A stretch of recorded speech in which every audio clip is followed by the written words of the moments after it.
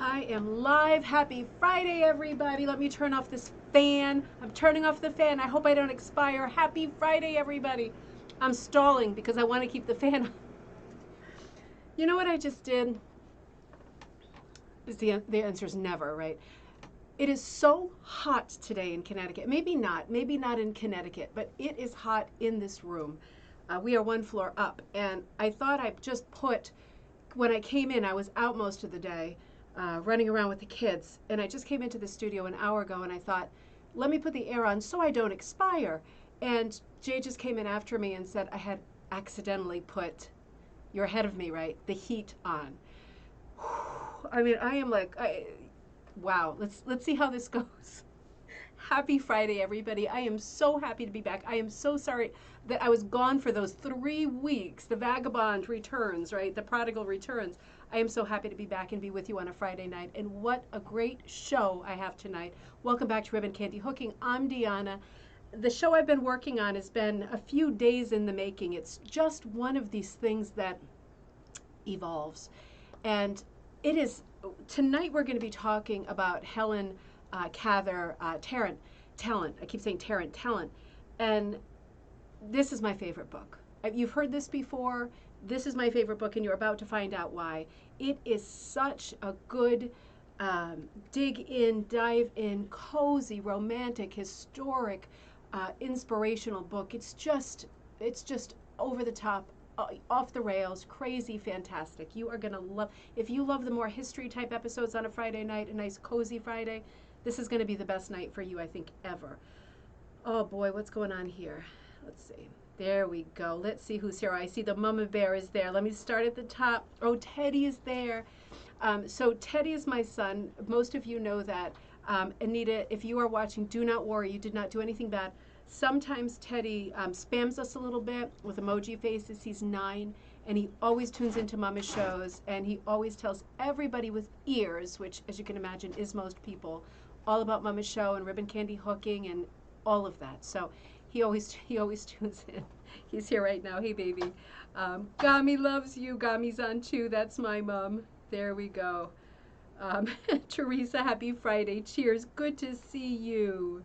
Cheers. Cheers. Kira, you almost forgot. I can't believe it. Kira, are you going to be here with me next Friday for bingo night? We're already planning bingo night. I think I said the other day, maybe it was in Zoom yesterday, or maybe it was the last episode, that Kira's working on the next bingo game. She is the official bingo person. Thank God. Thank Kira. And she's working on, is it flowers, Kira? The next episode is maybe flowers. Carte blanche. So you do whatever you want to do. I appreciate anything. It could be an anything episode, and it's going to be the best one yet. Bingo is coming next Friday night. For those of you who are new to the channel, Fridays is a long episode. Friday night, cocktail night. This is wine. Is a little bit different than our day episodes that are more like a half an hour at noon Eastern Standard Time. Monday, Tuesday, Wednesday. Thursday we Zoom together. Friday is cocktail night. It's a little bit longer, more protracted episode, covers more stuff. Let me know if you can still hear that fan. I thought I turned it off, and it's just got a gentle ambiance kind of a thing going on. But if you can hear it at all, I want to turn it off. So let's see, Kira, you are there. Cheers, my dears. Kira wrote today and said you've got plans overlapping in Newport, Rhode Island quite a bit. Now, I know the ATHA chapter of Newport is no more, but I do know, because I belong to them, that the Little Rhodey Thrummers are still there. I'm going to have to check their Facebook page. It's not a super busy Facebook page, but I'm wondering if anything's going on. Because Kira said, why don't we plan something in Newport for those of us who are nearby, for those of you who can get to Newport. What a great, gorgeous place. Breezy, boaty, historic, just, brick and colonial, gorgeous, and Gilded Age, of course. What a great place to have a hook in. It's a great idea. So we're going to be working on that little project. A bunch of other things too. Robin, cheers in Wisconsin. Great to see you.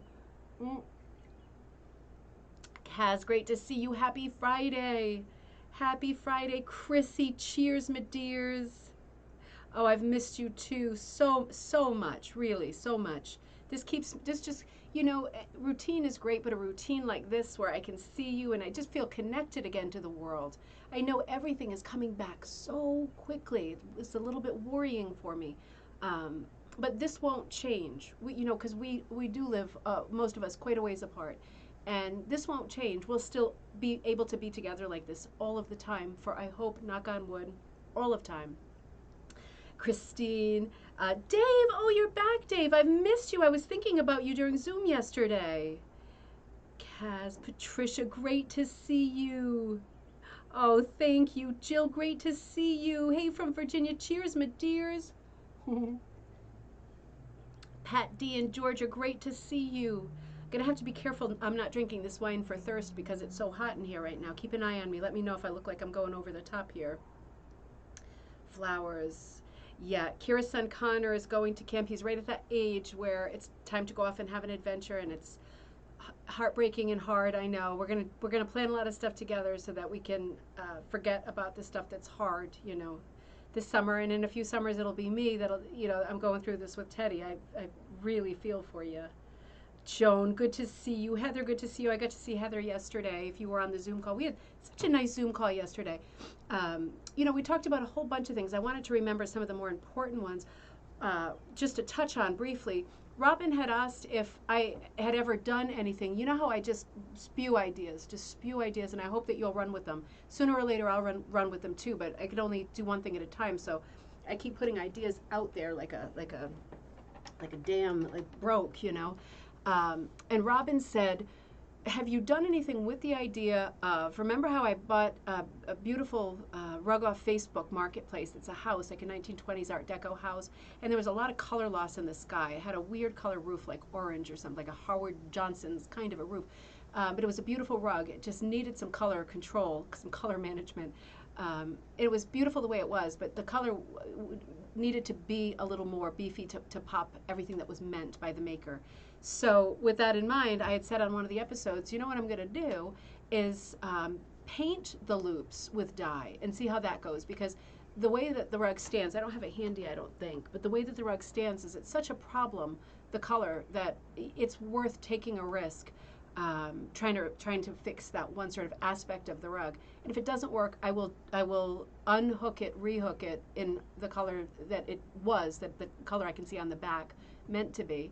But I have not done that yet. And what came up during the Zoom call was that Heather said, and a few people said, why not try as a tool, as an implement to get the dye on those loops of that vintage rug, because we're talking about burlap. So I don't want to soak it. I don't want to just, you know, saturate it in dye and color. Somebody said, why not use those, you know, from Amazon or the art store, whatever. They now make watercolor pens that are like an open cavity, like an open little vessel. The whole body of them is open like a well. And the idea is you put water in and then you dip it. You don't have to keep dipping in water because the water is coming through the pen like an old-time pen and ink nib, right? So they make those now, and I thought, yeah, that makes sense. You can go on Amazon, and for $6 or $7 you can get a set of 4 or 6, and it's just like this open cavity with the brush of different tips, assorted tips, flat ones, thin ones, long, skinny ones, different kinds of brush tips to do watercolor. But I think that is going to be the first thing that I try in repairing the color on that rug, just getting a little bit, being able to control that finely, the amount of wet that hits those loops, more the burlap than the loops, as you know. That is a great idea. That was one of the things that came out of our Zoom call that I thought was really ingenious.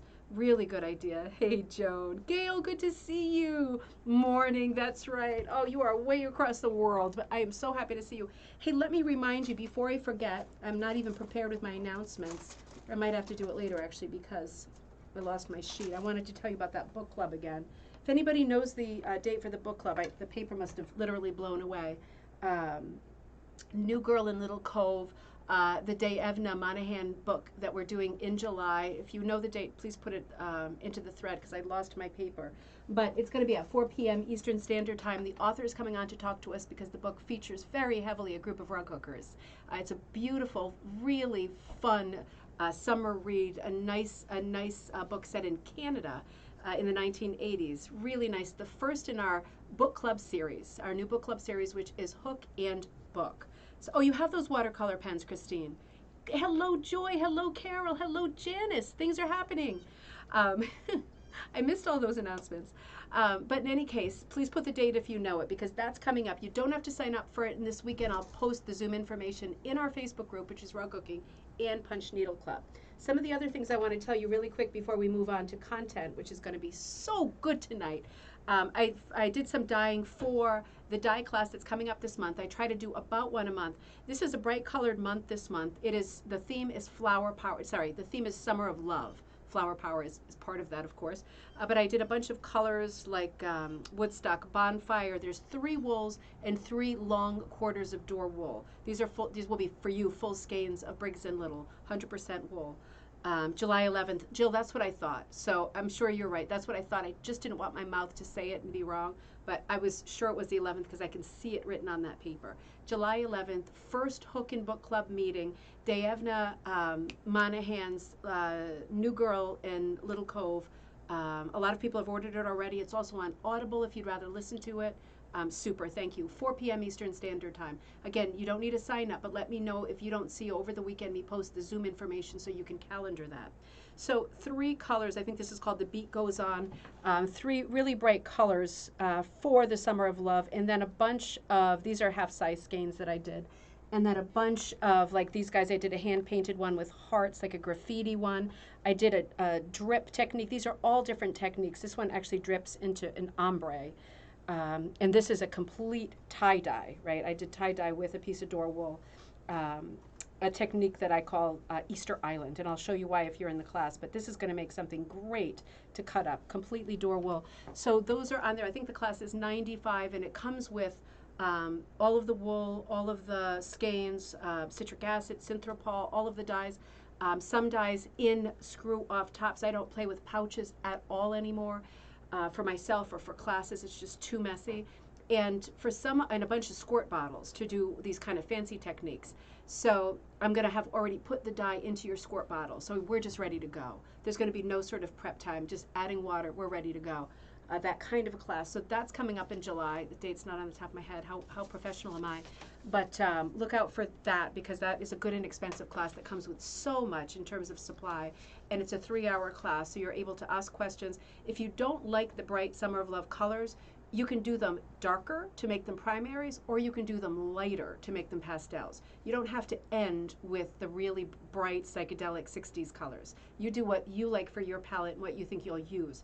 But there'll be tons of colors as there always are in these classes. I give you tons and tons. So look out for that. Also, oh, I forgot to tell you the most important thing. I don't know if you've noticed, but I'm surrounded by balloon animals. They're taking over the house. They're taking over, hello, Elaine. They're taking over the studio. I have a corsage that, well, I have about 20 corsages, but this is the one I'm wearing tonight.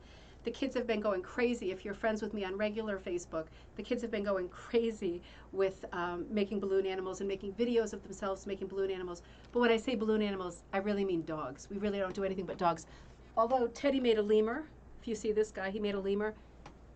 I'm not going to say by accident. It looks like it was by accident, but it might have been by design. I'm going to assume it was. But the balloon animals have really got me inspired, and this is kind of a cliffhanger thing because it's a bit of a to be continued. I'm getting some real firm ideas about balloon animal designs and stuff for hooking. And along those lines, last night, yesterday, Joss came over because we thought we had our tap dance, but I didn't realize that in the weeks that we were gone, the tap ended, and it's like done for the summer. This summer is the time when I would expect that there'd be lots of classes and things to do because the kids are sitting around growing roots in the floor, right? Today was their last day of school. I'm projecting forward to a wide open summer, which is nice, but I would like to have some classes in the summer because we've got nothing going on. All the classes are canceled. Everything's done until the fall. Super disappointing. So she came for the tap class, and there was nothing to do. So instead, she worked on doing some designs, and she is about to put out. She did last fall, like for Halloween, the Jocelyn collection. She's putting out another sort of wave of the Jocelyn collection. She's been very focused. She sat down and did about 100 abstracts. I don't even know which ones are on top here. Her lobster. These are not abstracts. This is a real seashell abstract. She does abstracts on purpose. She really likes shape stuff. She did a video about abstracts, so I'll show you. So this weekend, I'm going to be putting together some of her designs as kits. These are some of the colors she's chosen. They're going to be yarn kits that come with a punch needle, and they're going to be very inexpensive, like in the 40-something range. They're going to come with a bunch of nice colors of wool that can go through your punch, or you can hook. They'll come with either a punch or a hook, but these will be Jocelyn's designs. And she drew one for a video that I'll also put out tomorrow or the next day. And I started it just for an hour last night while we were watching Disney movies. She did this little modern. This was one of the designs that she just pooped out just like that. And I immediately transferred it and started working it. And you can see abstracts are so fiddly in some ways. You know, like her River Rocks was super successful. They come out so well. This, you cannot help but think of the 1950s when you look at a good abstract like this. And I really believe that only a child can do an abstract that well. Am I missing something that's going on here? I have the book really easy reading. All right, good. So along those lines, as I was hooking her thing last night, I was thinking about these guys and the amounts of these that were popping. So I started to hook with the ones that were popped, because look at what they look like, these balloons from Amazon. They're like metallic and quite pretty. I just dropped the prettiest one, the pink one. But they're like in crazy metallic colors, and they're long and skinny. And it turns out that they hook, like I guess anything does. But I'll show you, I just used them a little bit. A little bit here. This bit here is a broken balloon. And a little bit of this blue here is a broken balloon. I only worked on it for a little while, but you know, they're not easy to hook. I'll say that. They're not easy to hook because they're like rubber balloons, right? But it's a nice touch. It gives it a nice metallic kind of pearlescent finish. And I thought, you know, different, something different. So I'm just going to pop some of that balloon material, those tall, skinny ones, because I don't even have to cut them. I just hook them. The balloon animal, you know, just the balloon animal ones. The other ones you would have to cut. But they're so long and skinny, I thought, wow. Also, last bit of news today, I put out the Pride collection, which has been selling out. I'll put it back in stock because I'm making 8 more sets tomorrow morning. I put the Pride collection out for Pride Month as yarn too. So 15 yarns. They're, I think, $3 a skein. They're about 30 yards a skein. So this set is all of them. So the Pride collection to celebrate Pride Month, which is June. The swatches have been selling like crazy, and the wools have been selling like crazy as solids. But now the yarn is out for people who hook with yarn and would prefer to punch. All of those things are brand new. So let's get started. If you have any questions or you feel like I missed anything, let me know. Fantastic idea. You were. Oh, thanks, Kira. We'll see how it goes. I wouldn't hook a whole piece with balloons. The Mylar balloons, the sort of foil ones, are easier on the hook. These are real hard to pull through, but you do get that sort of pearly quality. I don't know what will happen over time to the balloon, because as you know, they shrivel up like crazy. I couldn't put all of the balloons out because some of them had shriveled and they no longer looked like dogs. They looked fairly naughty, so I really couldn't put them out. So we'll see what happens. If it's a complete failure and I notice that they're like deteriorating or atomizing or whatever, I will let you know to not hook with balloons, but I did it last night and so far so good. So tonight, one little sip, let me see. So tonight, this book that I found, I'm going to show it to you. Now, I just want to say, don't go nuts trying to find it immediately. It's not available. It's rarely available. That's why I'm covering so much of the book. It's very hard to find, and I'm going to say it right now at the beginning of the episode. When I started today, there was one copy on eBay. It wasn't expensive. It's just hard to find. It's called, let me uncover this, My Rug Hooking World, Helen Cather Talent, T-A-L-A-N-T. There's no publisher. I think this might have been published by, for example, an indulgent husband. It's not a huge book, but it is enormous in terms of what it covers, in terms of how it makes you feel. The information in here is like tomes and tomes of books. It's like the Encyclopedia Britannica, the whole shelf. It is such a good book. Now, do you remember how in so many episodes of Coffee Time, Cocktail Time, when we talk about missions and things, the idea often comes up, particularly after World War I, after World War II, the idea keeps coming up of people who are rug hooking teachers who think, let's use rug hooking as therapy. We've spoken about this many times. It's a beautiful idea. It has come on and off the radar, you know, as times change and evolve and things happen and people need something new in terms of art therapy. Rug hooking therapy has been a great option for a lot of people over the years, particularly in the middle 20th century. But this book is written by somebody who really, really knew that for herself, she needed help. And she needed something. She diagnosed herself with like extreme depression, health problems that were emotional and mental problems that were becoming health problems. She diagnosed herself and said to herself, the only thing that is going to take me out of this place is finding something to do that's bigger than me, that gives me a broader perspective, a bigger scope, a different way of seeing. And so she figured out on her own that she chose raw cooking, and I'll tell you how, and she applied herself in a way. I've never heard this kind of a story before. I've never heard, this is like the equivalent of a rags to riches story, but someone who was so low and so down, making such a beautiful, purposeful life out of a hobby that she found and forced on herself when she had no energy to do or think or learn. And she saved herself with this hobby. And this is what the whole book is about. So Helen Talent, this book is not published by a publisher. So there is no information about the year. I'm going to say the pictures really look to me like early 1960s, possibly like 1958, 1959, but I'd go for more 1962, 1964 kind of a year. This is all your opinion too, you know. But it's not published by a publisher. And inside is written in the corner, in her writing, which is beautiful cursive, September 16th, 1980, try hooking a rug. You will see the fun you will have. And then she writes, Helen C. Talent.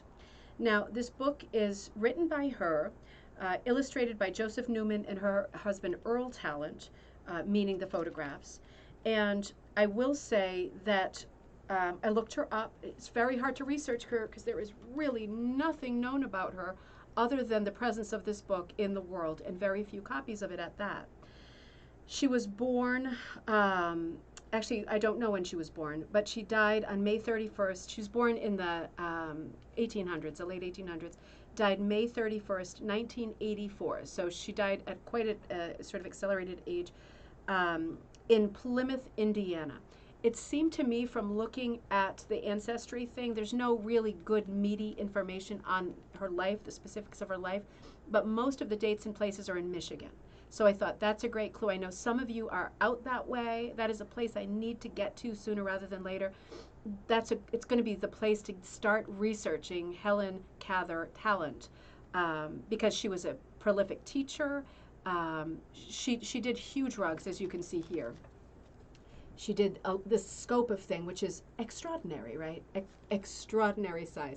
Most people's rugs are this size. She did that, and that was like the first rug that she did. So absolutely cuckoo for Cocoa Puffs in terms of her will and her desire to get this project done. This was like a life raft for her doing this rug. So I was able to find that out, and I was able to find out that she married somebody called Rob, just in case anybody recognizes these names out in Michigan. She married somebody called Robert Allen Cornett. She married him in 1919, and he died in 1928 in Detroit. Now, the following year, she marries Earl Talent, and she married him in Union City, Michigan, and he will die in 1993, so he will actually die 9 years later than her. So that is what I was able to find out with her in terms of personal information. She gives a lot of personal information about rug hooking and about how it makes her feel and why she starts it, but nothing about her biography. So I would be so interested in learning more about her as a person. Let's look at this book and all of the rabbit holes it takes us down. I'm going to speed through this book, and I'm going to try to make this into one great Cocktail Time episode right now, because there is so much here that we could be digging into this, honestly, for 6 months.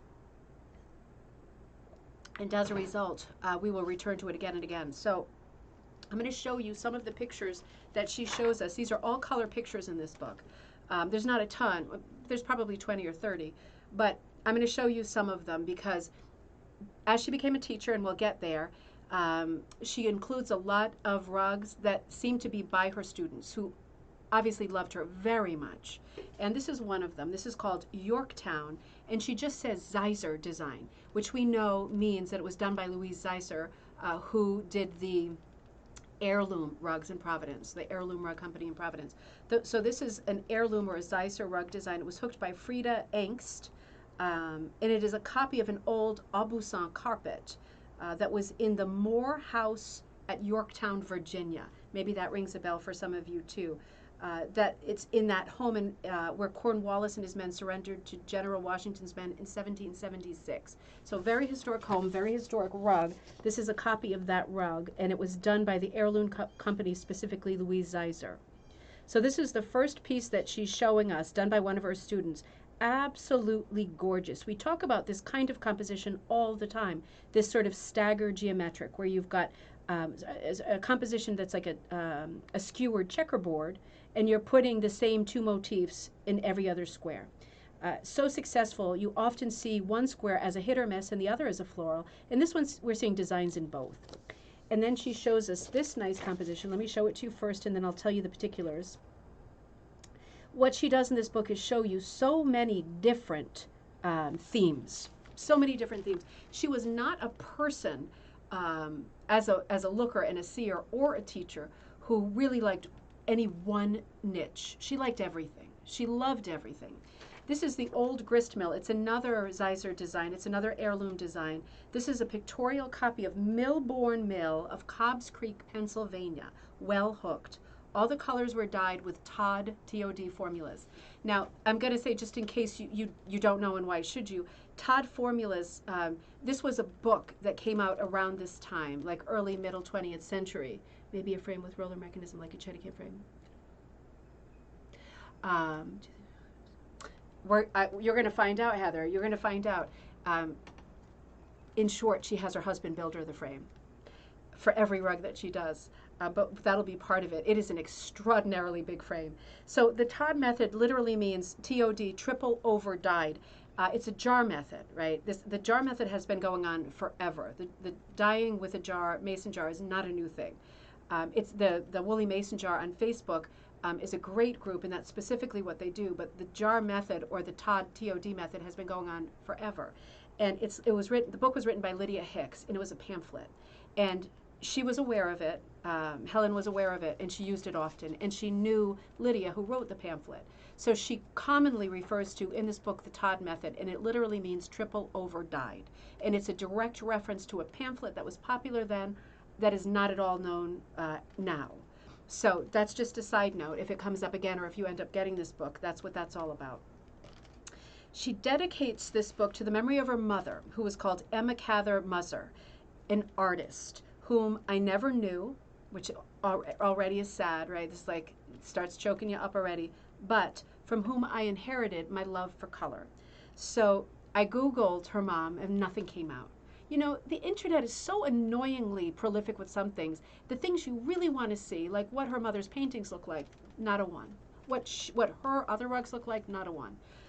So her mother died obviously before she was born, and this is going to be one of the great sources of depression and sadness throughout her life. And also she dedicates it to her husband Earl, who has helped her in every phase, her rug teaching, setting up exhibits, building all of her frames. He sounds like such a good guy. I was in the acknowledgments for about 4 hours, just reading this over and over, because it took me down so many different places, so many different rabbit holes. In the acknowledgement, she thanks lots of people. And one of them, she says, I was making my Aunt Harriet rug for my association with the Rowans at the Rittermere Farm Studios. There are two connections in there we need to talk about a lot. This is the Aunt Harriet rug. Okay, so let's do to be continued. More on that in just a minute. That is the Aunt Harriet rug. Jill says, I went to Jamestown about 4 years ago with my parents just before my dad passed. I wasn't into punching at the time. Darn it. Another trip, Jill, right? Another trip. So she just made a reference to the Aunt Harriet rug, which I have more on you for, but she also made a reference to Rittermere, R-I-T-T-E-R-M-E-R-E, Rittermere Farm Studios. I looked them up and found that they were in business from 1951 to 2006. They are distinctly not in business now. When you look them up on the internet, they've got hold of a site. The people who took over that name got hold of a site, something like getrughooking.com, something that other people would want. And all that's on there are links to Oriental carpets that are brand new that cost millions of dollars, and carpets from, like, for example, IKEA. Nothing about hooked rugs. There's not a single hooked rug on there. It's a super wind up. But I was able to find out a lot about Rittermere Farm Studios. She thanks them, she says, who helped me start my career as a rug cooking teacher by making their patterns available for the instruction given me by Carl Hall, who was one of the teachers there. She also thanks in her introduction, I'm coming back to Rittermere, she also thanks in her introduction Charlotte Stratton. Now, do you remember that name from past coffee times and cocktail nights?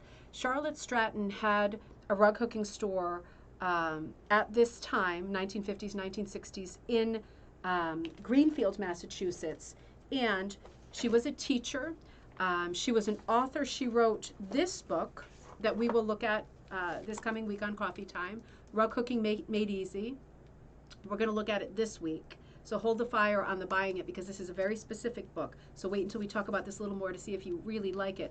But she wrote this book. It's a very particular how-to. Now, Charlotte Stratton was also the person, as a reminder, who saved the Edward Sands Frost patterns. She bought them, she saved them, she cataloged them, she made them available. Without her having done that, we would have lost, in my opinion, the Frost patterns, most of them. So those still are associated with her name, because that was a huge, huge favor and gift that she gave to the rug cooking community for all of time, was that she secured those patterns for all of time. So that's Charlotte Stratton. She also thanks Lydia Hicks, who wrote the triple overdyed book, the Todd book. She created the Todd method and wrote that book. These are all going to be names of players who were huge in the middle 20th century. Some of them have fallen by the wayside a little bit. That's why we're here, to talk about them and think about them and give them all a renaissance again and again and again that they so richly deserve. But these are the greatest hits of, right? This is like the top 10 album of the time. She is in touch with all of these people who really are the names of rug cooking. These are the shakers and the doers. Can you let me know if you can hear this fan? I'm just preoccupied by it because it's keeping me cool, but I can't shut it off now the heat is off in this room.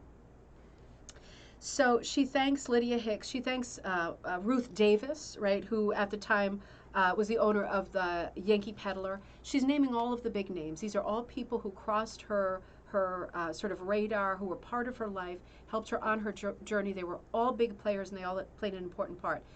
You might have noticed that she hasn't thanked Pearl McGowan yet. I'm going to talk about that a little bit more later. I get an impression from this book that I will share with you, because we're friends and because we do so much work in making connections, and we are always really clear on the show. I am, you are, we are, back and forth with each other when we send emails and stuff. Sometimes I make an association that I'm very clear is my opinion. We're going to come to that. I think there's a reason why she's not naming Pearl McGowan in this list of many people she's thanking. I especially appreciate those Helen's Talented Hookers. That's talented with an A after her last name, because her name's Helen Talent. Helen's Talented Hookers, who made and wore costumes of the 19th century and demonstrated the craft of hooking on the green at Greenfield Village, which I believe has become the Henry Ford Museum, right? The Greenfield Village, and at other places where their work was exhibited. This was her group of people who she taught. They sound like a fan club. They sound like roadies. Helen's Talented Hookers. She talks about them a lot in this book. She obviously was very close to all of them, and there was strong mutual love between them. She goes on to show us the cashmere McGowan design. She's not telling us at all in this book what patterns are Jane, what patterns are Pearl. Jane is already on the scene at this point. She doesn't mention Pearl by name at all in this book, and she's the only rug hooker who she won't mention by first and last name. She's just calling this a McGowan design, and what she says about that, it was hooked by Bobby Orton in Allegan, Michigan.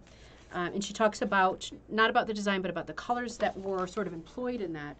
And a prayer rug, a Stratton design, so Charlotte Stratton, you know, Charlotte Stratton had a lot of designs too, besides the book, besides the shop. She had a lot of original designs, which are very hard to find now, but they are very traditional, what we would call very traditional right now. Things like this in florals. A lot of prayer rugs, which were very popular in the mid-20th century. Sorry. If you remember back to our Pearl McGowan nights, the amount of sort of prayer rugs and rugs that Pearl did as a result of her travels, very, very prolific number. And of course, other people get in on that too, like Charlotte Stratton. So she's showing us those books, and then she gets into it. She really gets into it. So let me get into it now. This is it. I hope I don't choke myself up because this is just such an emotional book, the way that it's written, the tone of it. Her voice is just screaming through after all these years, right? This is how the book starts. Aunt Harriet to the rescue.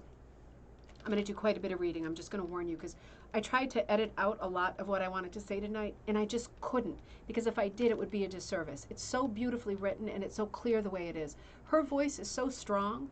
You know when you read a book and then you just picture the narrator's voice is so strong it almost interferes with the characters in the book?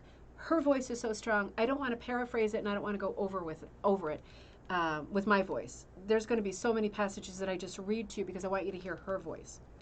Aunt Harriet to the rescue. You know what? I am going to take this off before I lose circulation.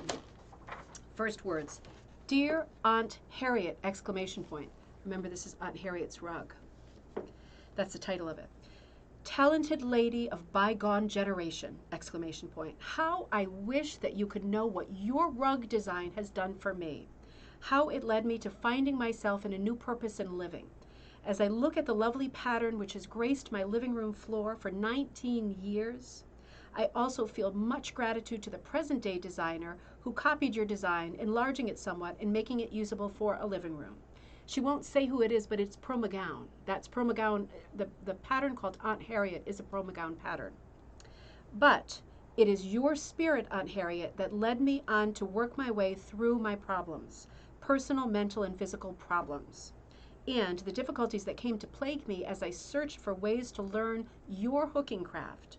Well, here it is, Aunt Harriet, the rug called by your name, and I'm still here, enjoying life more than ever, happy to learn, happy to teach, the enjoyment and satisfaction of our lovely and useful craft. Good, thank you, Mom. Okay, Pat says Rittenbeer was an iconic founder of the Ontario Hookcraft Guild. That business folded a few years ago, I believe now. Okay, in Martina Lesser's hands. That would be great. I could not figure that out on my searches. I know Martina. I could not figure that out. I'm going to come to that again because I printed off the history of Rittenbeer. You're absolutely right. It's good enough that I want to read that too. I'm just going to do it chronologically. Thank you so much, Pat. See, together we know everything, right? We know everything. Feels good, right? No, that's really, the Rittenbeer thing is a huge part that I want to research a lot more, but I'm going to read you what I printed off that I was able to find. Very academic and dry, but good information. Thank you. And she goes on to say, at the time I became aware of your beautiful floral design, Aunt Harriet. I'd already met and conquered many of my problems, for I am a strong person. My mother's death during my infancy necessitated my being taken into my grandmother's home and later returned to my father, who had remarried.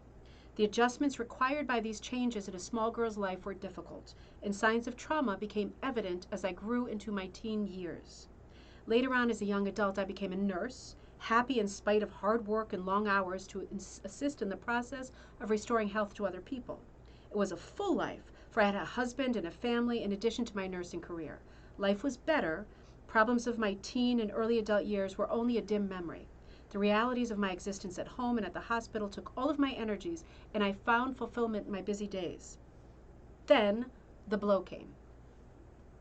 Takes a village, exactly, that's right. Then the blow came. So this is now we need the bump, bump, bump. Perhaps the strain of 28 years of work as a nurse had been too much, but what happened to her was that a tremor developed in her right hand. Extreme. She says it was severe enough to make the technical part of my nursing work impossible, and I was diagnosed as the dread disease that would soon destroy me. The knowledge was more than I could bear and brought on despair, as one would expect, and a deep depression, as one would expect, with which I could not cope. Family and friends tried to help, but somehow I had to be the one to pull myself out of this despair. But, Aunt Harriet, a kind providence was working on your behalf. A dear, kind friend took me to see a lovely hooked rug, probably realizing that that with my drive to work with my hands again and my love of color and design, I would get a lift from the experience. Seeing that rug was the beginning of my love affair with the hooking craft. I sat on the floor and cried like a baby, releasing some of the built-up tensions and fears. I was at that moment started on my healing process. but with a long way to go. I'm going to take a sip because that's a choker, right? And she talks about then. So in other words, I am paraphrasing. She got this terrible tremor in her hand. She's not saying what she was diagnosed with. I can guess, but I won't because I'm probably wrong. But in any case, it was so severe she couldn't use her hands at all and she couldn't work anymore. So the depression that was finally sort of at bay returns manyfold. And I'm blazing through some of it. She starts to look for a teacher, and she has a lot of trouble looking for a teacher. She has a hard time finding a teacher who can teach on a regular basis, who can teach her as often as she would like to see the teacher. She has a hard time finding a teacher who she feels doesn't want to rip her off. She talks about teachers who she finds who apparently are more interested in their lesson fees than in their students' progress.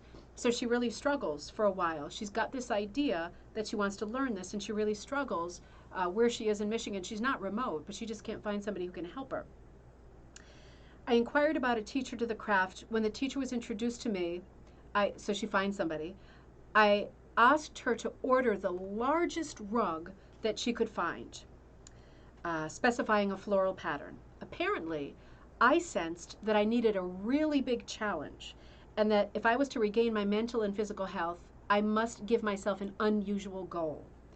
That is the way I met you, Aunt Harriet, for the rug pattern ordered for me was your design, the design bearing your name. How was I to pay for this pattern, which then cost $30 plus a hook, plus a cutter frame, a frame, a small white enamel basin to use as a dye pot. In addition, I must have instruction, meeting classes. I needed somebody to show me the way. My resources were meager, but strangely enough, at the time, I unexpectedly received a small bequest, which covered most of the expenses I had incurred. Material for the rug gave me no trouble because I'd been saving used woolens for a braided rug. Now that 100 pounds of wool material needed to be washed and prepared for a hooked rug, she had all this saved up already. The material on hand eventually augmented used clothing that was given to her by neighbors, a white homespun double blanket that cost $5 that she bought at a resale shop, became the background of the rug, another $5 that was spent for other materials along the way. All kinds of neighbors giving her all their worn out clothes. She says portions of 25 of them coats that neighbors gave were used for the shell motifs and the peacock's eyes. She said, I was lucky. I had enough 100% used woolen material available to complete a large project with 12 pounds left over. Present-day rug makers have more trouble getting their materials since synthetic fibers are too often combined with wool and do not produce the superb result that wool gives. Of course, this is written, I think, in the late 50s, early 60s. So far, Aunt Harriet, the planning was easy, but there were many hurdles ahead. Getting over those hurdles was, of course, part of the therapy for me to become, again, the whole person I once was and meant to always be. I'm going to pause there for a minute because I did some research about the Aunt Harriet rug, and this is what I found. Cross over to Pearl McGowan. She does not want to give Pearl McGowan a lot of credit. I'm going to say I do not know, but she will later talk in the book about trying to become a teacher and facing a lot of oppositions and a lot of very obvious wind-ups. People making it impossible for her to become a teacher. We will come to that. I think knowing that there were so many Pearl McGowan teachers around at the time, I'm thinking there was some overlap, some kind of conflict, not at all with Pearl McGowan, but with possibly teachers, that were taught by Pearl McGowan that were denying her the possibility of becoming a teacher for whatever reason. You know how people are. People, I'm not going to say particularly women, but people can be so mean, so unkind, so catty. It sounds like there was some drama there. So it was a little hard to make the connection to Pearl McGowan, but this pattern is by Pearl McGowan, and it is in this book called The Dreams Beneath Design. Now, we haven't completely covered this book. We've covered, I think, many of the Pearl McGowans, but not this particular one. I found the pattern in this book, and here it is. It's not as good of a picture as we get with hers because it's angled, right? It's a flat photo on the floor. So it has been enlarged too. I want to just take a detour right now to talk about the chapter of this book, the Pearl McGowan book, that covers the Aunt Harriet book, because it's obvious that Helen's memoir is written to Aunt Harriet. It's like a Valentine. It's like a love letter, and it's written to Aunt Harriet. So we might as well know who Aunt Harriet was. So here is some text, now switching to The Dreams Beneath Design by Pearl McGowan. This chapter of the Aunt Harriet chapter begins with a poem by Constance Kemper. It's called The Old Hook Drug. I want to read it to you because it's Friday night. We love our cozy poems on a Friday night. This book is used in the book that just came out that I think is called Rug Hooking in the Midwest. We're going to cover that book hopefully in the next week, also on Coffee Time. The poem again is by Constance Kemper, not a famous poet, but a beautiful poem. It's called An Old Hooked Rug. Let me wet my whistle. Oh, thanks, Pat. So here it goes. I gaze upon an old hooked rug, 3 generations ceiling, mosaicked with bits of colored stuff that give an eerie feeling. I know one pattern near the edge was cut from Grandpa's satin rare. The brown stuff patterned like a wedge was Uncle John's first little pair. That bit of scarlet on the right was Grandpa's very gayest tie, and when he wore it he would say, "Inside this makes me feel knee-high." And poor great-grandma's special dress, made by a famous Paris house, in little patterns here and there, run in and out like a little gray mouse. You know, it really seems to me we ought to tread with care. Perhaps we ought, I wonder now, kneel on it with a prayer. How great is that? How great is that? So great. So that's how this chapter starts out in this Pearl McGowan book. She starts talking a little ways into the chapter about Aunt Harriet. Aunt Harriet Fall Emery was the creator of another antique. As Harriet Fall, she lived in Lebanon, Maine, and was a most accomplished and refined young lady. It was fitting and proper that William Emery, a promising young lawyer who came to Lebanon to practice law, should fall madly in love with Harriet and marry her. She had a passion for flowers. She spent countless hours planting and tending to her beloved charges. Having unlimited ambition, she was inspired one day to create a large room-sized rug, one larger than any made by her neighbors. When the family saw the unusual signs of another of her inspirations, they knew it was of no use to protest. All summer long, she gazed, spellbound, at her beds of heart's ease, roses, peonies, as if she had never seen them before, and in her mind she was conceiving a design in which she would include all of the flowers of her beloved garden. Then the family noticed her making frequent trips to the woods, bringing back baskets of plants, barks, and lichens, which she later made into dyes. Later, the lines of the picket fence were covered with gaily dyed rags, which hung for days to soften with the sun and the rain. She had already spent many hours in the attic ransacking trunks and drawers and sorting over worn clothing, but it wasn't until fall that the family realized that this new inspiration of Harriet's was intimately to affect them all. Their usual winter clothing was missing. When Sister Elizabeth went looking for her plum-colored basque, it was gone. Incidentally, a basque is like an old-fashioned word for a very tight-fitting bodice. Harriet replied, "Well, yes, of course. I gave the attic a good cleaning of old things, which had just been collecting moths. And besides," she said, "you are too old to wear such colors anyway." But when William Emery was preparing for the Cornish fair and could not find his butternut pants, then there was an argument. "Now, William," she said, "just calm down and I'll tell you what I did with them. And I guess when you see my lovely rug that you'll be glad that you contributed those old pants.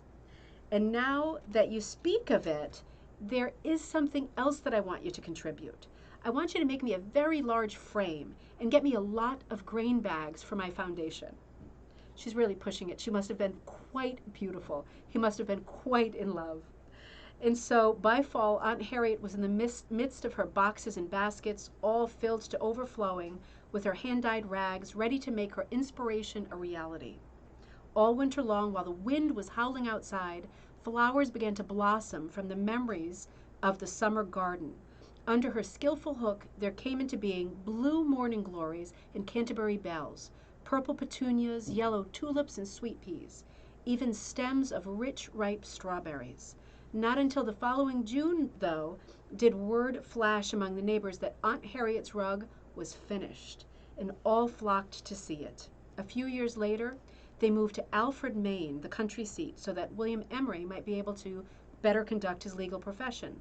And there they purchased a lovely old colonial house, a fitting home for this beloved rug.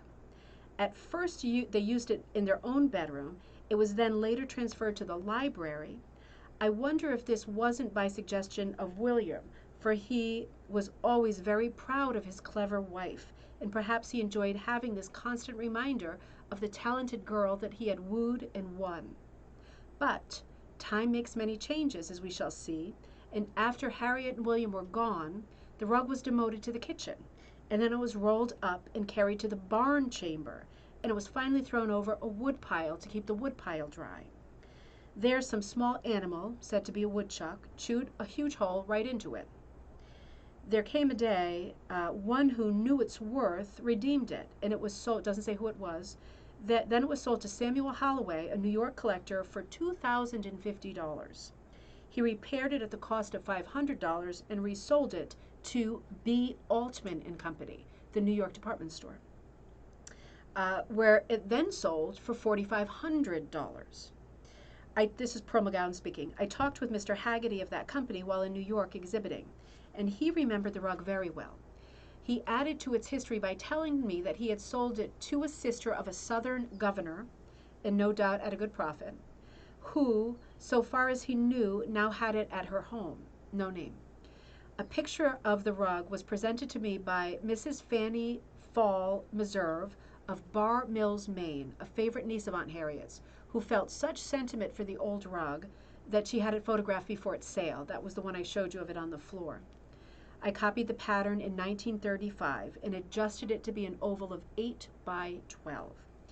But wouldn't Aunt Harriet have been surprised if someone had predicted the future of her handicraft?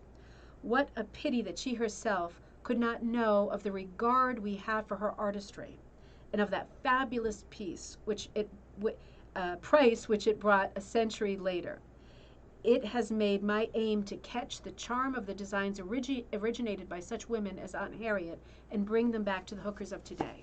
So that's not the entire chapter. That's just the part of that chapter of Pearl McGowan's book, Dreams Beneath the Designs, that talks about Aunt Harriet. That is the Aunt Harriet that this whole book is a Valentine to.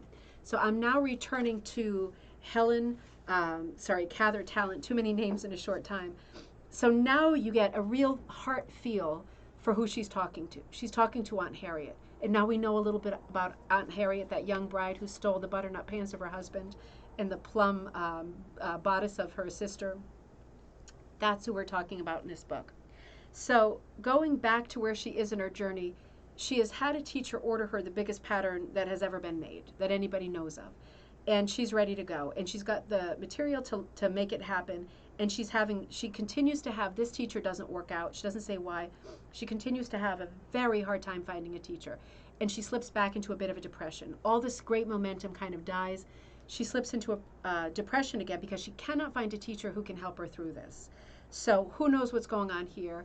This needs a lot more research to fluff this book out. This needs a trip to Michigan, or somebody in Michigan to take up the torch and figure out what's going on here. There must be some history here, because I know that Michigan was a hot spot for McGowan teachers. There must have been a lot around. Who knows what was happening? It might be personalities too. Who knows? So in any case, she says she slips back into despair. She solves her problem momentarily by signing up for a class at like a local community college, an evening class. It's here and there. It's a hit or miss. It's not a very in-depth class, but it's the best thing that she can find. And in the class, she's kind of forced to do a small rug. So the Aunt Harriet rug is just sitting languishing, and she's forced to do a small rug in this night class, which is all she can find, just to get some practice in. So at last, she finds a qualified teacher, and she comes to her on a monthly basis, which is not a lot. But she says at this point, she gets the information that she needs on Harriet, and she's able to start this rug in earnest. And she says it's a lot of work, but she says, Aunt Harriet, but here is the rug, the finished rug. A beautiful thing in itself, but also symbolic of a woman's victory over what seemed insurmountable odds. She really considers this rug to be her, why can't I think of it? I'm usually pretty good with metaphors. her, help me out. It's right there. When somebody wants the big thing in their mind that's like the huge speed bump hurdle, help me out. You know, it'll hit me. But this rug symbolizes to her a victory over herself, really, over her depression. This rug has become again like a life-saving raft for her, and when she finishes it, she gives all of the credit to Aunt Harriet, right? Her connection, the feeling she has of being so connected to somebody who she's never met. And she goes on to say, Aunt Harriet, I love you and you're the reason, but there are a lot of other people who've helped me. And she goes on to name all the people, and one of them is a kind neighbor who lent her a fluorescent lamp that could be clamped on to the various parts of her rug hooking frame that her husband built, and therefore work at night, with really good light. She also thanks her kind brother-in-law, who helped make the 10-foot frame with 2x4s. And of course to her husband, who helped also obviously with the frame, with being patient, with being supportive. This frame of this size was in their in their dining room for 3 years, and then moved to another small room downstairs adjoining the living room for an additional 3 years. This is a 6-year project. This sized frame was in their house, in the living space of their house, for 6 years. And she says, deep gratitude where once had been despair prompted me to kneel in prayer of thanksgiving that morning at 4 o'clock when she pulled the last loop through the burlap. And she said, at that moment, I knew that I could face the future in hope. She also, thanks her husband for realizing what this rug symbolized to her, even when she wasn't at a good enough place to articulate it. He understood what it meant to her. He understood what it was there for. And for that reason, he did not give her a hard time about having something that size in the house for 6 years. Good man, right? As the rug progressed, I progressed. Gradually, I was getting myself pulled back together. The depression was being dissipated, and the joy of creating began to dominate my life. The display of my rug in 1958, Magnus Opus, thank you, Dave, thank you. Dave, you are so good for that. You always come in with that. Fait accompli, also, that's also a great one. There's probably a bunch, right? And I couldn't think of any of them. Thank you. She displayed a rug in 1958, so we can date this early 60s, because if she finished the rug in 58, even later possibly, late 60s, because she's saying it's been on her floor for like 15 years.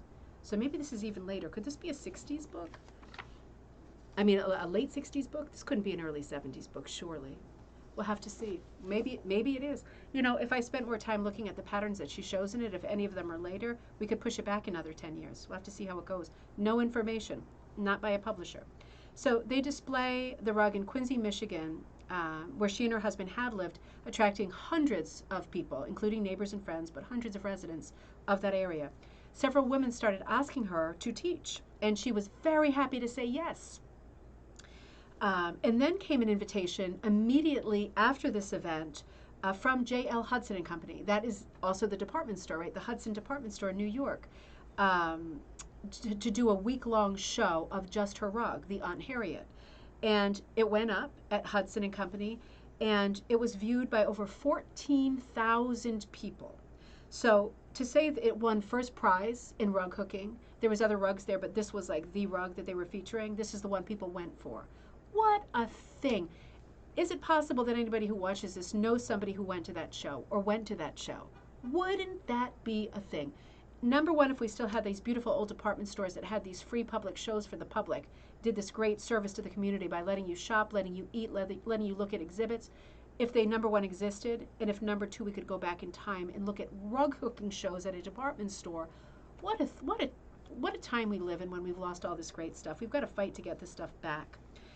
So she gets this great invitation. She sees it through, and now all of these people are hounding her to teach. So with much courage, this is her speaking, with much courage I ordered patterns, materials, and equipment for the class that I would teach, that I hoped to start up in my own town, which was Royal Oak, Michigan. When I sought out the teacher to ask how I could become a teacher, here it comes, she replied that I must submit for judgment the work of 5 different students. So we're not talking about 5 different rugs. She was told that she couldn't become a teacher until she submitted multiple works of 5 of her students. But she doesn't have any students because she's not a teacher. She would like to become, you see how this is like the cat chasing its tail in a crazy way? So what is this going to do to somebody like Helen? It's going to set her off again, isn't it? And it does. So she says, obviously, how is it possible to get such work to submit unless one is a teacher first? The reply was that I wasn't qualified to teach. So again, she's stricken with, quote, a wave of despair. Even the torrent of tears during that night, she's in a hotel room, right, in New York with this great show, this great accomplishment, and this is what happens the night that she's there. She's in tears all night because she's told she can't be a teacher because she can't submit the work of 5 of her students. So torrent of tears does not help. She says, now I could not be able, and I would not be able to use the patterns that she had just ordered. She laid out this huge expense for all of the materials and tools to start teaching, and then she's told you actually can't teach. You are not qualified. Finally, she says, a ray of hope came at the department store needlecraft show the next day. So she was not in limbo and in misery for too long. People from Canada who saw my Aunt Harriet got in touch, and they said, how did you learn to do that kind of shading? And she said, I just, I did it on my own. I had a teacher, I did a night class, but I figured it out. She had the will and the talent, no pun intended, and she figured it out. So these Canadians said to her, I'm paraphrasing here, your work reminds me of the work of Margaret Rowan of Whittemore Studios. Here it comes, another connection. And she says, this opened up a new avenue for me. An airmail letter asking for patterns of Whittemore in Canada and help in establishing classes brought a prompt reply and generous offers. I could have on consignment any rug design for as long as necessary. In this way, I became the sole distributor for 5 years in the United States of Whittemore Studios patterns. The relationship lasted for 5 years. This is while she was doing this. Using these patterns made possible, my becoming a freelance teacher happened, right? So Canadian people at the exhibit of this Hudson and Company show saying to her, your work is exquisite. How did you do this? And then her getting in touch with them, following up with them with their own lead. This is like the work of the Whittemore Studios. And then she gets in touch with the Whittemore Studios, and they say, you know what? You can have any of our patterns for as long as you need them. Start teaching. That's what you should do. Start teaching. I mean, talk about day and night, right? Talk about frustration. So this is why, this chapter is why I make these kinds of weird connections that maybe I shouldn't about people who are here in offering teaching. I've heard of modern day wind-ups that are very similar to this wind-up. But thank God the Canadians came and stepped in here and saved the day, and Whittemore Studios really saved the day. So it turns out she did teach the class in Royal Oak just the way she meant to. Now, I'm going to go back to Whittemore in a minute, but she closes up this chapter nicely by saying that there is never a dearth of problems. There are always plenty of problems for all of us. We all have plenty of problems. I have crazy problems that I try not to talk about or let show. Maybe you do too. Everybody on Facebook who looks like they're having a wonderful life has a dearth of problems. It happens to everybody. We learn to solve problems as they arise. Somehow, the sense of peace and fulfillment is dominant. She's talking about her life now that she's finished this rug. She's becoming a teacher. My life has been made complete because I have been able to bring beauty and accomplishment into the lives of others. Bringing people together for the purpose of learning a craft gives all of us an opportunity to communicate on a deeper level. Helping others find wholeness has brought health to me. Isn't that the right way to look at it? You can look at it in a way, how much are your lessons going to make me? You can look at it that way, or you can look at it like this and say, bringing you fulfillment, making you feel whole, making your life feel complete, makes me feel good, physically good, mentally good, emotionally good. Bank balance, great. Other stuff, way more important. That's just the way that she is. So let me deviate again, and let me show you what I printed off. Pat, you are so good. Let me show you what I printed off about Whittemore. Again, a bit of a rabbit's hole, and a little bit hard to chase. So, lousy catch-22, right, Linda? It's such a classic, though, isn't it? It's such a classic. So this is what I learned. Whittemore Farm Craft Studio, 1951 to 2006. Creator Edna Rittenhouse, Margaret Rowan, née Rittenhouse, born Rittenhouse, and Ted Rowan. This is I printed out the abstract, and I'm going to read you just the abstract because the longer version of what is there really is too technical for right now. They talk about their mission and their scope and their content and all that stuff, but I'm going to read you. There's also a beautiful bibliography. When you Google Rittenhouse Farm Studio, you can find this. It puts you on a page where it wants you to sign your life away and give you all kinds of academic references and stuff. I went through many pages of it and I thought, forget it. This is taking too long. Cat chasing its tail, wind up. And I found all of the information on a different page. So this is what I was able to find. Crude examples, Rittenhouse Farm Craft Studio. Crude examples of today's rug hooking craft have been attributed to 4th century Egypt as well as the Bronze Age of Scandinavia. The beginnings of the craft in North America arrived with the Europeans. I'm going to skip this part because we know a lot of this is not quite solid anymore. By the 1930s, the hooking of rugs had evolved in a more stylized form of crafting using pre-made patterns, woolen yarn, etc., etc. Equipment, materials, dyes, and techniques continued to evolve, and during the 1950s, the Rittenhouse family of Vineland in the Niagara Peninsula opened a craft store and studio. Within a short time, they realized that resources for the craft of rug hooking were in demand, and they began to build their business around this niche. Edna Rittenhouse, the mother, was the wool dyer. Margaret Rowan, the daughter, was the pattern designer, and Ted Rowan, the son-in-law, changed careers and became the manager of the family business. In the 1960s, it was a very prosperous time for them, not only the whole Niagara Peninsula, but for the Rittenhouse business. Edna Rittenhouse had been hooking rugs for decades, but she and her family worked at developing and sharing newer techniques and newer materials.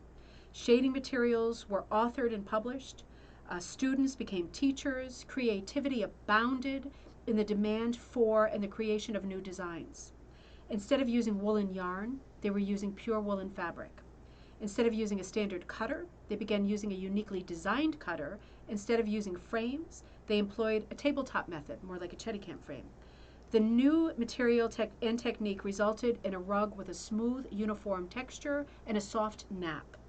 Since many crafters belonged to the Crafters Guilds, Margaret and Ted Rowan began promoting the idea of a guild for rug hookers, and in time, the Ontario Hooking Craft Guild was also a reality.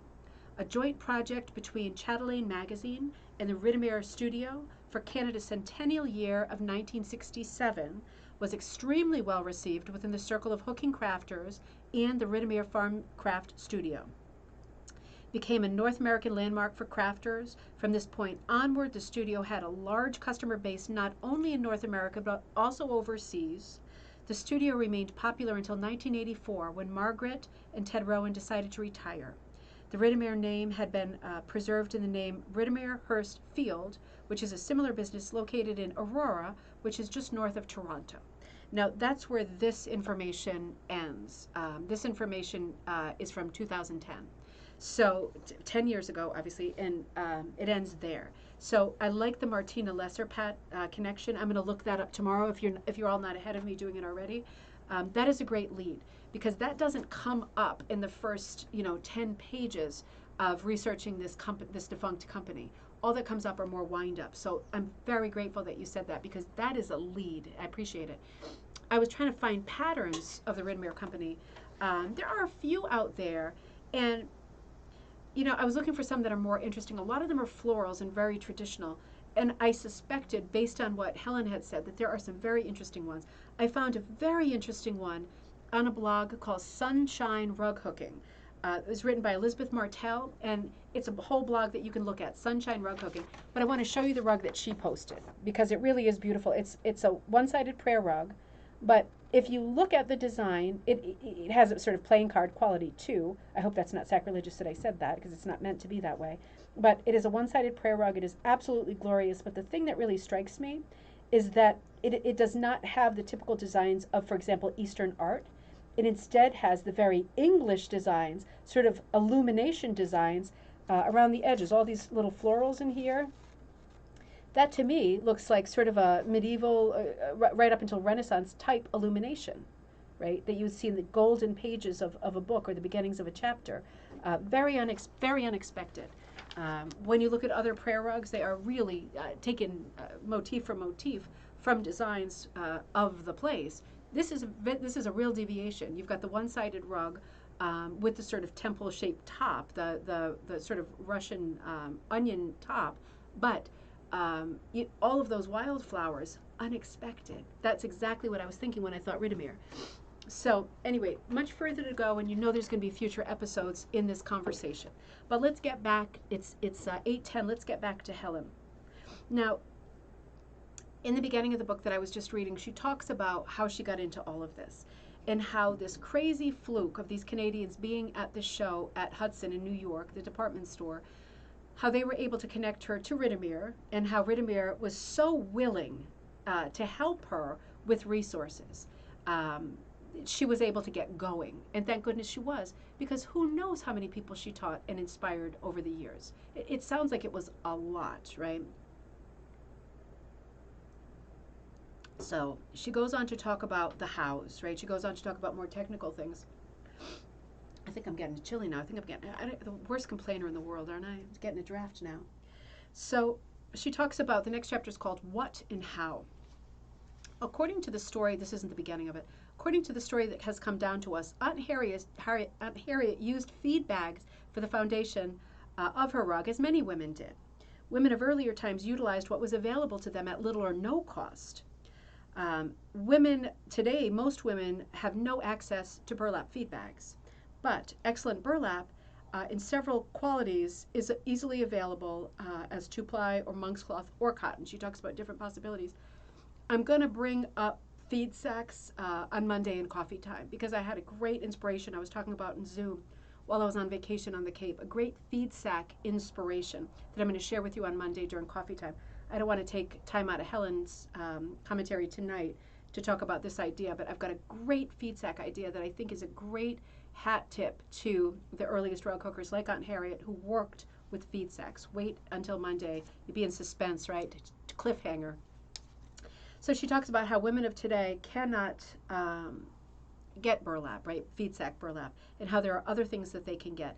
She talks about the different burlap, very particular. She's really a born teacher, very particular, the kinds of burlap that one might use. Now, again, this book is dated, but isn't it interesting? My nose is itchy. Am I going to have a fight? Really curious to hear what she says very specifically about materials, because our materials are very different now even. We rarely use burlap because of its the possibility of it rotting, right? Creasing, rotting, doing all kinds of bad things over time. But at this time, she says, until quite recently, the only burlap used for hooking was imported from India, and it was known by the name of Angus. I've never heard this before. I'm new to hooking too. So, and many of you are not. So maybe you have heard the word Angus. I have not. So this was news for me. This burlap is entirely satisfactory and is still used by many companies. Some rug hookers prefer it to the newer, finer burlap imported from Scotland.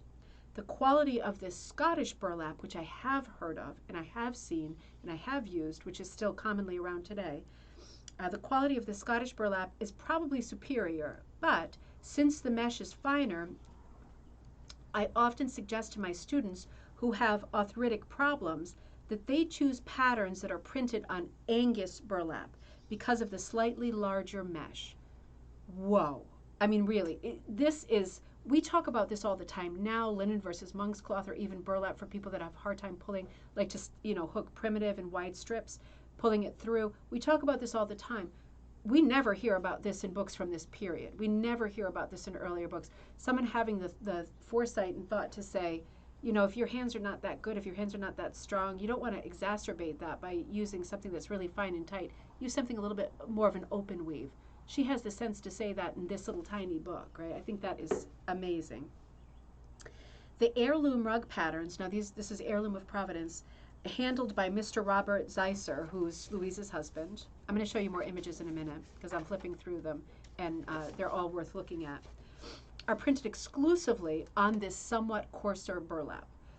This is an heirloom pattern. I got this one last week, or 2 weeks ago when I was headed to the Cape. This is Provincial, their pattern Provincial. So this is certainly on the coarse burlap.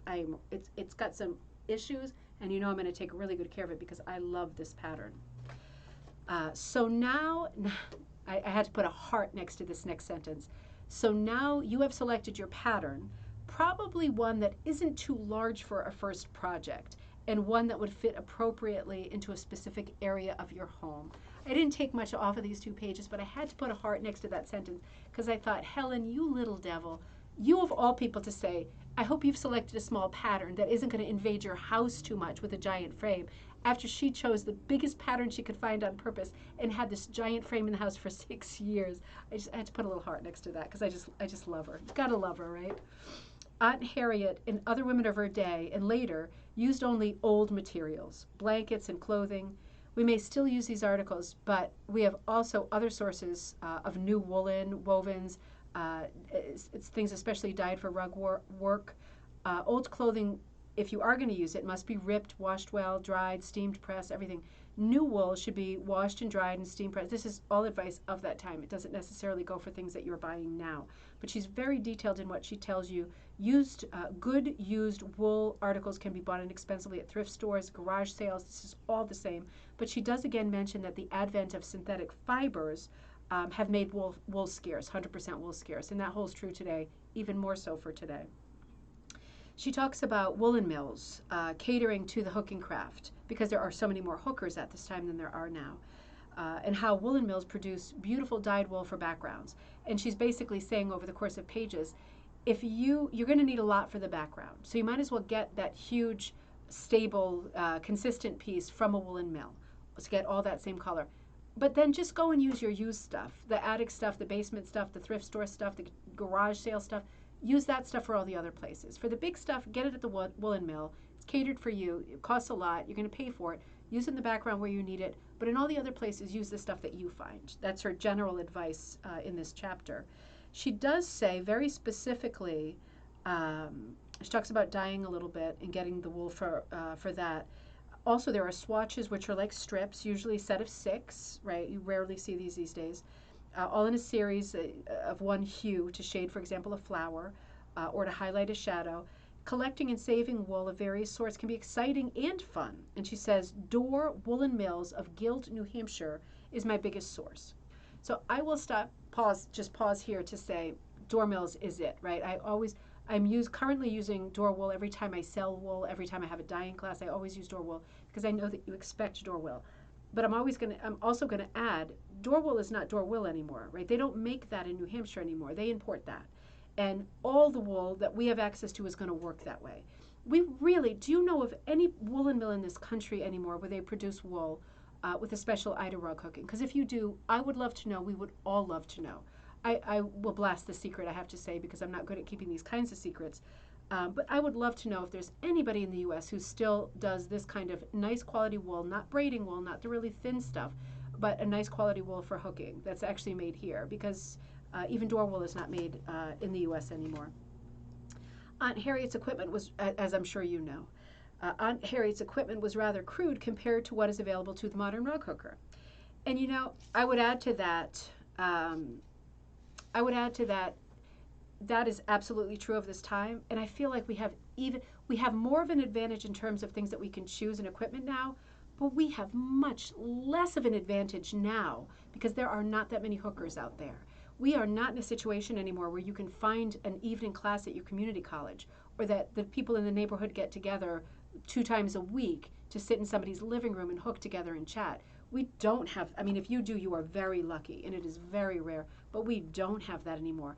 For all of the great expensive cutters that we have available and all of the great expensive supplies we have available, we do not have the thing we really need, which is contact with other people and the chance to compare notes, right? That is not here for us. So we were advantaged at one point, and I feel we are hugely disadvantaged again. You can spend, if you have a fortune, you can spend a fortune and get there in a snap. But for those of you who don't have a fortune, it's very hard to figure out what you need to know and to get there without having all those people around you to help point you in the right direction. That is gone, but hopefully to return, right? Of course you need a hook, she says. Aunt Harriet's hook may have been made from a nail and was eventually worked smooth from much use. Yours will be more like a crochet hook put into a wooden handle. There are many sizes from fine to coarse. If you settle for a medium size, you can probably do any kind of hooking you wish to. The important thing is that the hook feels comfortable in your hand. I just love this woman so much. This is exactly what I say all the time. I use one hook. I always use one hook. I rarely use my very small hook for lace yarn and tiny thready things. Find one hook. Once you find that one hook, you'll probably be able to hook everything with it. And the only important thing is it feels comfortable in your hand. That is exactly the same today as it was when she wrote this. Aunt Harriet's other piece of equipment was scissors. She cut her strips of wool with them, and she used them to trim off the long ends. After she made her loops. Aunt Harriet's rug is looped. It's not a cut pile. We have cutting tools that cut up to 6 strips at a time. Woohoo! Brrr, effortlessly, with great savings of time. So we actually now have, I more often than not use a Sis6 cutter, and I cut, 60 strips at one time. 6 is fine, though. I'm in business and I'm making kits all day long. 6 strips is fine, and you know what else is still fine? Scissors. Scissors are still fine. If you cut your strips with scissors or a rotary cutter, great. Set up a little table and watch your favorite shows. Do a marathon. Go through a mini-series while you're cutting with a rotary cutter or your pair of scissors. It's all fine. It's all going to work. If you have a strip in your hand and a hook in the other hand, you're gonna be rug hooking no matter what you cut the strip with. And do you think anybody's really going to be able to tell that you cut something with a rotary cutter instead of like a Beeline or one of these expensive cutters? No way. No way. So, keeping my eye on the time, let me show you a few more images as I blaze through. Let's look at some of these. This is called Winter in the Country. This pictorial was designed by Brucella Kaiser on burlap, copied from a Currier and Ives picture, hooked by Pearl Lloyd of Royal Oak, Michigan. Royal Oak. So this is probably one of the students of the class. You love the rug behind my left shoulder. Is that, Jill, is that this one or this one? This is the Provençal, the heirloom, provincial. This is a unique pattern. I think I bought this on eBay. It was a great deal, but it's an enormous rug, and I think it's a unique one as far as I can tell so far. I love these both so much. So this is Winter in the Country, based on a Currier and Ives pattern.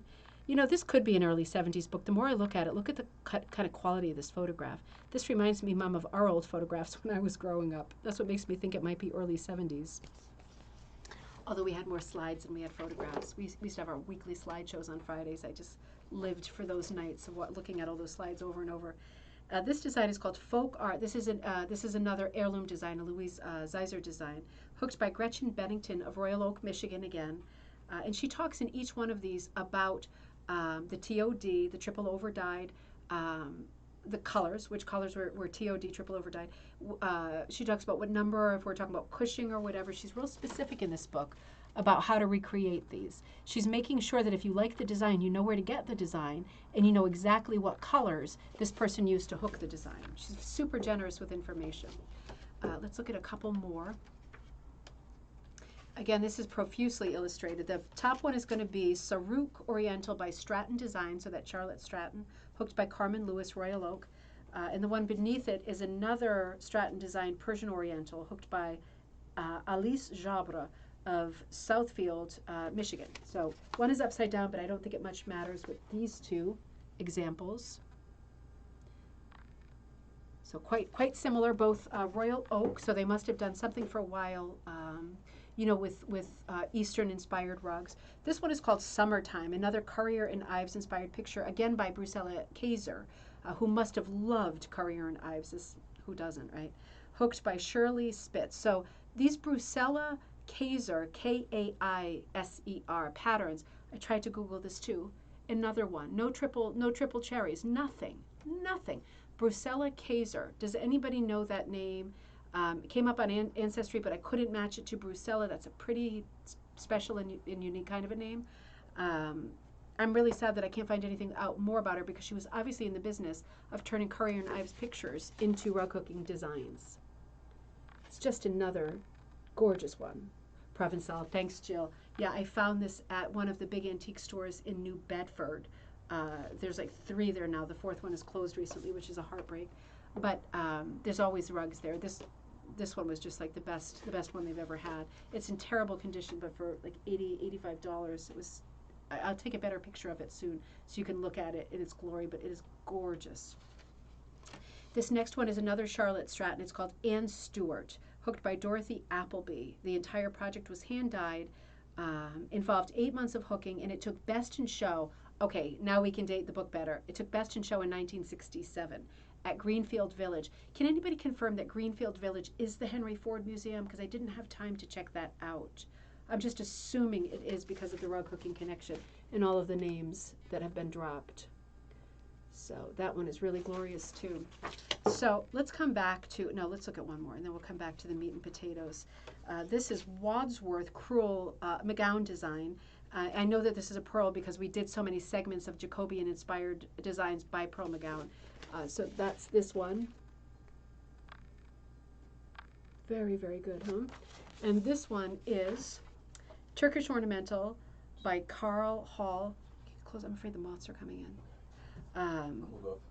Cooled off a bit, thank you. Turkish Oriental, Mrs. Carl Hall designer, hooked by Jessie Sanner of Litchfield, Michigan. You need a drink? I still got my wine. Right. I could use a top up though. Right. It's in the fridge. Mm-hmm. Drinking for thirst. All right. Too? Yeah, maybe. So let's see. Let's move on. Oh no, one more. Designed by, this is a Dresden plate by Charlotte Stratton. And the one below is also by Charlotte Stratton. I'm going to show you both at once. It's a bridal rug, one of these rugs that you stand on, called Antoinette's Bridal. This is the Dresden plate design. Oh my gosh, let's plug the computer in before we die here. Yep, holy mackerel, computer's not plugged in. And this is the bridal rug here. And let me just read you, I'm going to read it at the end. Somebody wrote a poem to Helen, I think after Helen's death. So let's read that at the end because that'll be the perfect way to end the episode. So we were right at the point where we were talking. I got to show you one more. This one is called Butter Mold. This is very similar to Provincial, and this is another heirloom designed by Louise Zeisser. The quality of the photo is not good at all. This one down here, I don't want to get too much glare on it. It's a super dark photo to begin with. But you see how it's sort of compartmentalized like my Provençal, but this one is called Butter Mold. Now, do you collect butter molds, or could you look on eBay for butter molds? You could easily put together a design of your own, a unique design with your favorite designs of butter molds, and it could look just like that. What a thing that would be, right? Because you're never going to find this pattern by heirloom. It's just not, I'm sorry to be negative, I try not to be, but it's just not going to happen. And if you have it, please sell it to me because I would give anything for the butter mold pattern. Henry Ford Museum. Thank you, Jill. Good. So then we were talking about practical things. She moves on to practical things. Thank you so much. She moves on to practical things, namely the dye pot. This becomes a big part of what she does. She gets deep into dyeing. One of the many things I like about this book, besides the heart, is she talks real specifically, very compact, about how to hook, what you need. You need a hook that's comfortable in your hand. These are the kind of backings you need. She's going to move on to dyeing, and she's going to handle it the exact same way. Very, very succinct. When Aunt Harriet and women of her time made hooked rugs, they could either use the woolen cloth that they had on hand in its original color that would have been dyed commercially, or search the woods and gardens for materials for their home gardens. Remember that passage from the Pearl McGowan book about Harriet actually searching the gardens and collecting things, and then all the beautiful gaily colored scraps over the picket fence. Absolutely beautiful images here. The old rugs made in black, brown, red, and tan attest to the fact that many rug hookers did not attempt to do dyeing. However, those who wished to secure special hues and used berries, fruits, vegetable juices, barks, lichens, tea, yellow or red onion skins, and other materials. Now, it bears saying, thanks Dave, it bears saying that one of the many problems with natural dyeing, then as is now, if you're going to go out in your garden to acquire materials to make dye from the natural world, you are going to be limited to what grows in your climate and in your yard, more specifically. That's a problem. I mean, that can be a problem unless you have this wonderful sort of Elizabethan garden happening out back. It's going to be hard to get the full range of colors that you need from all of that variety. Not every plant will do full spectrum of color. It will usually do a very slight range, not at all broad with natural dyeing.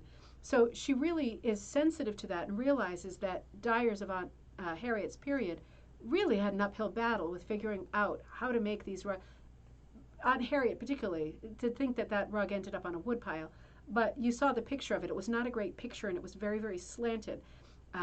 But it looked pretty consistent. It did not look like a Hutchinson rug with lots of color variation, colors running out. It looked pretty consistent. It must have taken Aunt Harriet a lot of thought and planning, not just the butternut trousers and the plum corset or bodice, to make sure that she had enough to go for that background, because Helen uses like a giant white blanket for the background, and she buys that at a store. So she's very sensitive to the plight of former hookers and dyers, knowing how uphill it must have been to try to get those colors right. So while she talks about old rugs, blah, blah, blah, though present day rug makers sometimes experiment with these natural materials with charming results, most prefer the excellent quality of dyes made for home use. So, like most hookers of this period, she's saying, go ahead and use the chemical dyes. Go ahead and use the dyes that are for rug hookers. You're going to get a full spectrum of color. It's going to be very economical. And these dyes are made for home use, right? They don't expect you to have a cauldron in the living room with like a giant machine hovering over it. They're going to be made to use on your stovetop. You are going to need designated pots and pans, but we're talking about a small scale operation, and that's what these dyes are made for. She says, while several companies such as Putnam Dye Company of Quincy, Illinois, offer good, easy-to-use products, the dyes produced by W. Cushing and Company of Dover, Foxcroft, Maine, are quite superior in my estimation. She's giving her recommendation there. They are known as Cushing's Perfection dyes. They still exist today, I'm sure, as you know. Most people will be surprised to learn that dyes made for home use are quite recent manufacture. In ancient times, dyers produced beautiful colors for the garments and home furnishings of royalty of the rich and powerful. Ordinary people had to be satisfied with dull, drab clothing and surroundings unless they were willing to use vegetable dye or mineral materials for dyeing. This goes along with the episode I did on Wednesday about latch hook on Coffee Time. Remember the segment that the Burnett book had written about, like, what was he called? The something dyer. What was he called? Remember that whole thing that they wrote about the master dyer? How Burnett still employed in the 1960s, 1970s a master dyer that goes back to like the medieval period, when the master dyer would be the colorist, would be like the equivalent of like the Vogue color stylist, who doesn't predict but dictates the colors of that season. That's what she's talking about here. So how ordinary people just had to make do with what they had or what they could get, while only people who are very wealthy or royal could have colors of their choice. She says, until the 1870s, when a break comes for home dyers. Dyers start to derive color from coal tar, and those dyes are offered to the public. We quote directly from Mr. William Burdick, recent owner of W. Cushing and Company. Cushing's Perfection dyes were launched by Major Wainwright Cushing in the 1870s. Mr. Cushing was a dyer in a small local woolen mill. He conceived the idea of promoting the use of chemical mill-type dyes for home dyeing. Have we heard this yet? I have not heard this yet. Which at the time was confined to the use of a limited range of vegetable dyes. In other words, I know we covered Cushing in Bingo Night one night, and I did something of his biography. I did not realize that it was Wainwright Cushing who said, listen, we can do in a mill, you can do in your kitchen what we can do at a mill. I just need to figure out how to present the product to you in a way that you get the same results as we get with this giant laboratory scale thing going on in a woolen mill. How do we get that equivalent for you on your stovetop in your kitchen at home? This becomes his project, right? I never got this angle before. This is so interesting. I want to just show you, I'm going to hit that again. I want to just show you the color wheel that Helen gives us, because she's using mostly Cushing colors, not all, to show us. And I want to show you the colors that she's popping on this very unorthodox color wheel. I'll show it to you briefly. It's not colored, right? But the colors that she's showing you in bold that are going to be the colors of the day, in her opinion, are Old Rose, Orchid Violet, Lavender, Sky Blue, Peacock Blue, Jade Green, Nile Green, Canary, Salmon, Wood Rose, Buttercup. This is not red, blue, yellow with, the supporting colors, the supporting cast. This is a very specific color wheel to Helen. You don't usually get old rose and wood rose as like two of the main colors on the color wheel. She gives you all the others in small, red, yellow, red, you know. She's giving the primaries as an afterthought. I just think that's curious because that gives us a window into the colors that at that time were considered the most desirable palette, at least by Helen. So she gives a fantastic biography of Cushing, and that's maybe the stuff of another episode. But she talks a lot about the way that his business grew and trying to create this product that would work for home use. And he does, of course, because it still exists today. The perfection dyes still exist. The business continued to grow and prosper until the time of World War I. This was a most difficult period as the basic dye stuffs were up to that time all of foreign origin, principally German. I also did not know that. So the ingredients that they needed to make the powder dyes to then sell were coming from Germany. So that's going to be a huge problem. And it will later become a huge problem too. The war practically shut off all supplies. And she's doing, I'm paraphrasing here, she's doing a but on the bright side kind of a thing. She's saying this created a situation where Cushing had to figure out how to maintain this industry that he had started and was succeeding in, how he could do it at home. Who in the U.S. is going to be able to produce the same thing? And by forcing the situation, because of scarcity and circumstances, by forcing the situation, they do come up with somebody in the U.S. who can produce dye colors. And this is what they end up with to this day. So they end up developing American dye stuff, the American dye stuff industry. Following the death of Wainwright Cushing, Mr. and Mrs. Caleb Cushing took on the business. They carried the business to with the same sort of lines that Wainwright. They followed it to a T for years and years. And it talks about the history again. This is something for another episode. How it changes hands and the different people who acquire it. We'll do this another time because it's a full whole history on Cushing and it's so interesting. It's not worth rushing through. One of the things that stood out to me in this history of Cushing is that in rural New England, there were two colors that were very much in demand and didn't exist in terms of being able to make them with vegetable dyes. And those two colors were turkey red and black. So that's really curious. And those are the first two colors that Wainwright Cushing will make, knowing his market. Isn't that the thing? Isn't that the thing? And she even says in her own words, isn't that the thing? Let me see if I can find the part where she basically says that, because it's so cute. Oh, I hope I didn't lose it on you. Oh, let me see. Give me 1 second. Let me see if I can find it. It was so cute. Here it is. She says, the story of Cushing's perfection dyes is truly exciting. Like the story of Edward Sands Frost and his rug patterns. It's a story that has been repeated many times in this country. A person sees a need for a product or a service and works to fill that need. A thriving business results. That's it. I mean, it's not like the best thing you've ever heard, but isn't that so true with Robert Frost? Always with Robert Frost. Edward Sands Frost and his stencils, and knowing how much housewives needed a template to work off of, and his thriving business that ensued. Cushing seeing that there needed to be colors that were more reliable, economical, that people, more of a range, that people could use at home in their own kitchens, thriving business results. And she even points that out in this little book by saying, isn't that the story? Isn't that the story you hear again and again? Very patriotic sentiment. Canadians as well, of course, and all over the world, Gail.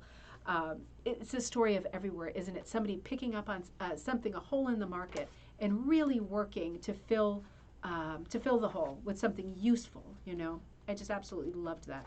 This whole chapter at the end is about dyeing, which is really interesting, but real specific. So it's not something for tonight.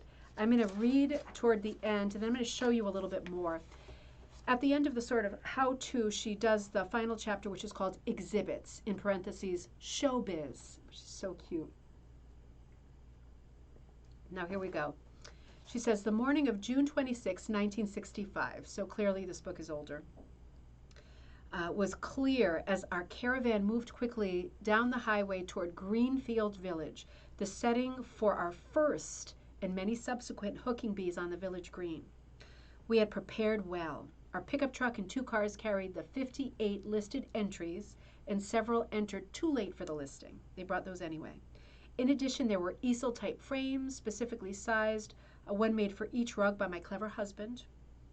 The people who had helped put the exhibit together were, in addition to my husband, my daughter Betty, whose artistic talents have been expressed in beautiful china painting, my daughter's husband Ernest Howe, and their sons Ernest Jr. and Robert, our son, Lieutenant Colonel Alan Cornett, who was too far away to assist us.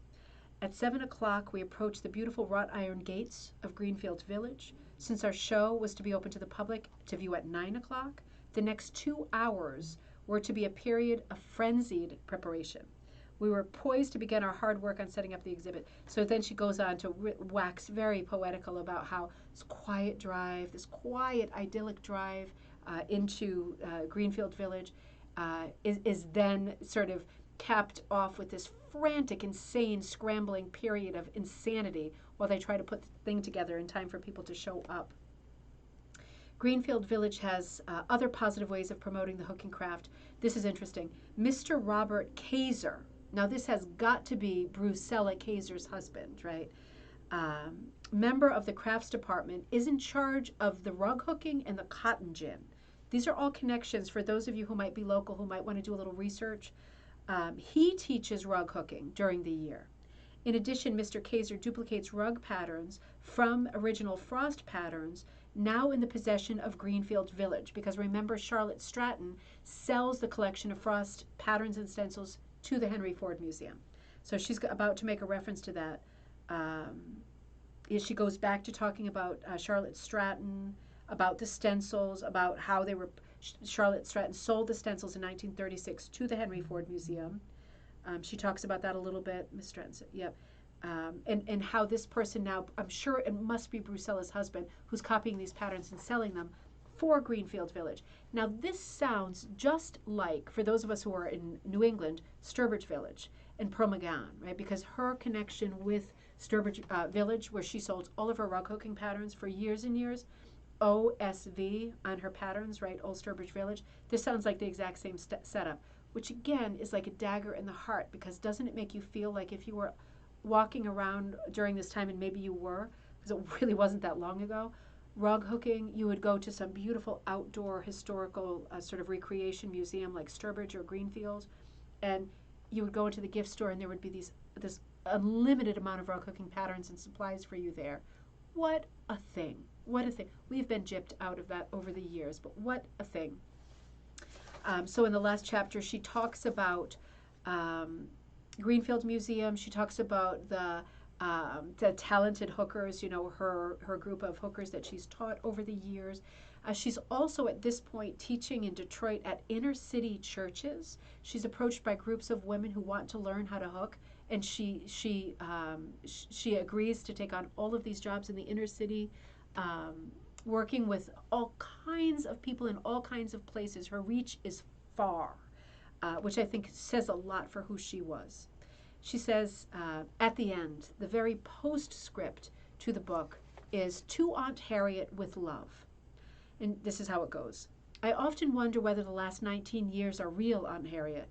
The tremendous development that started with my deep need to lose myself in some tangible, bigger than I was project. Then I look around my house, bolts of woolens, rug patterns, Cushing's perfection dyes, the always ready dye pot, students coming and going to affirm reality. Again, I look at my lovely rug, my Aunt Harriet, the center motif of red roses, coxcomb, Canterbury bells, sweet peas, strawberries, the gold and the red, the blue gloxinias, the 20 shells in mottled blue, the outlined red, the 50 peacock eyes, in red, outlined and filled in with wool from men's gray suits, the outer border in its darkest red value, used in roses and other areas, the creamy white background which sets off the other colors to great advantage. I love it for its character that it lends to my living room, but more than that, for the exciting and fulfilling life that it gave me. My Aunt Harriet will be here for someone's use when I'm gone. I hope its long-range influence will bless many more lives. The rug hooking craft is such a vast area that one book can only hint at one person's experience. No person can ever learn all there is to know and no teacher can ever teach all there is to teach. My hope is, Aunt Harriet, that with this record of my experience, others will find the way to great enjoyment in creating lovely hooked rugs. Happy hooking to all rug hookers. Sincerely, Helen C. Talent. Isn't that so great? I just love this book. It's probably, the copy on eBay is probably already sold.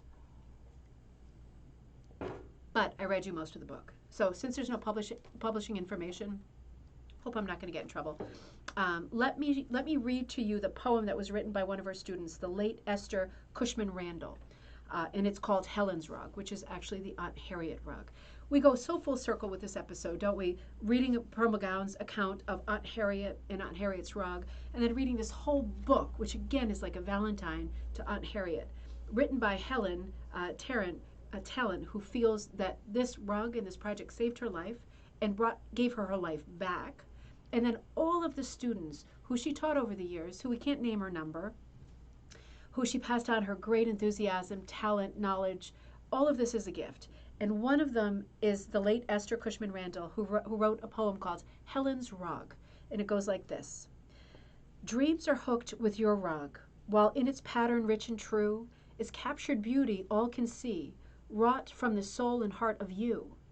With each sharp flashing of your hook, you bound the future, past and now, in labor, love, and time unknown, to which gods may humbly bow. Each lovely leaf, gay bud, and flower reflect life's challenge and the quest for beauty, harmony, and love, its own reward, which is best. Your eager, seeking, selfless heart found form in 6 long years of hope and faith in quest of your dear dream from God in love's eternal scope. Again, by the late Esther Cushman Randall. Such a nice tribute to Helen's work. And obviously she knew Helen personally, and she understood what this rug symbolized in Helen's life, and she'd seen the rug. This rug, number one, where is it now? We have got to find out, right? We have got to find out where this rug is now. Reading a story like this in a book like this that connects you, through rug hooking, connects you to a story that involves this woman saving herself through her hobby and what this meant to her. And then we're able to pull from it all of these offshoots that are so important. The Pearl McGowan offshoot, the reference to the real Aunt Harriet and what was known about her, the reference to Rittermere rugs and what they did in terms of jumping in and helping her become a teacher. You know, I forgot a part there. I just want to get it to you before I sign off, because we might not hit this book again anytime in the near future. When she's talking about first becoming a teacher, there was one part that I missed that I want to share with you. It had to do with Rhode Island, my home state. Hold on one second.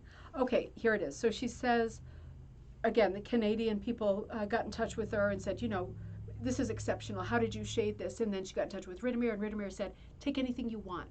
You teach on our behalf. You take our patterns and teach them. And then she becomes a freelance teacher. And then guess what? She doesn't need a certification from anybody. She's a teacher, and she's got more work than she can handle. Thank you very much. So after that, she says she ended up taking a class in a workshop in West Kingston University, Rhode Island, which I have to assume is now URI, because URI, University of Rhode Island, is in West Kingston. It's one of my favorite towns in Rhode Island. She did this in 1960. She said, I drove alone an 1,800-mile trip, but much came out of that week's experience. I discovered techniques more appealing than the ones that I knew.